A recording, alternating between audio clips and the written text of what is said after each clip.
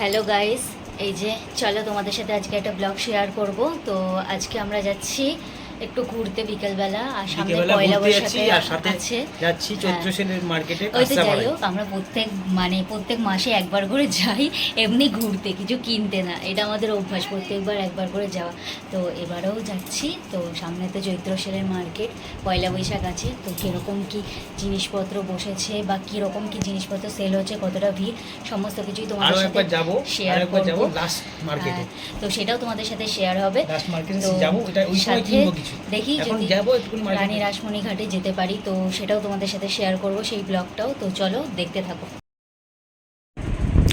এই যে এটা হচ্ছে আমাদের বিপিন বিহারী গাঙ্গুলি পার্ক, মানে হালিশহরের ক্রেক পার্ক যেটা বলে। তো এই যে দেখতেই পাচ্ছ খুলে গেছে পার্ক। তো এরপর আমরা একটু তেল ভরতে চলে এসেছি। ওই যে দেখতে পাচ্ছ বড় তেল ভরতে গেছে, আর আমি দাঁড়িয়ে আছি। আর এটা হলো আমাদের রানী রাসমণি ঘাটের সেই কালী মন্দিরটা, যেটা বলে রানী রাসমণির প্রতিষ্ঠিত কালী মন্দির, তার বাড়ি এটা। তো এই যে চলো আমরা মন্দিরে যাচ্ছি, দেখাই তোমাদের। মন্দিরের ভেতরে ফটো তোলা নিষেধ, তাও আমি তাই বাইরেটাই তোলা হয়েছে যতটা পারা হয়েছে। তো এই যে এটা হচ্ছে গঙ্গার ঘাটটা। তো এখানে এত সুন্দর হাওয়া দিচ্ছিল যে মনটা ভরে গেছিলো, ভীষণই ভালো লাগছিল।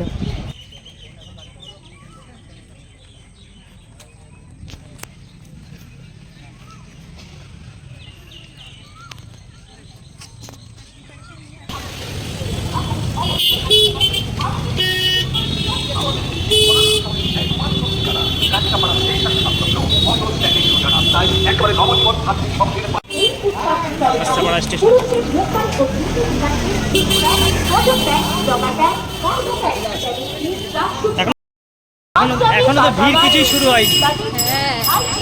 সবে বিকেলে, সন্ধ্যে হলে আরো ভিড় বাড়বে। লোকের কত পয়সা কিনেই যাচ্ছে এখন থেকে। তুমি যাও সামনে গিয়ে কাঁচরাপাড়া স্টেশন সংলগ্ন অটো স্ট্যান্ডের সোজা রাস্তায় একেবারে নবজীবন ভাতৃ সংঘের পাশে কাঁচরাপাড়া, উত্তর 24 পরগনা। এবং মহাচৈত্রের মহাসেল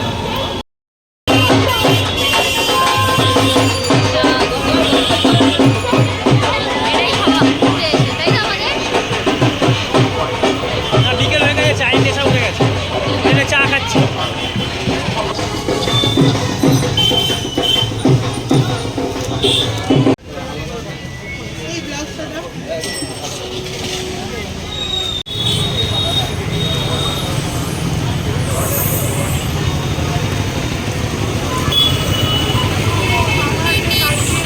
হয়ে যাচ্ছে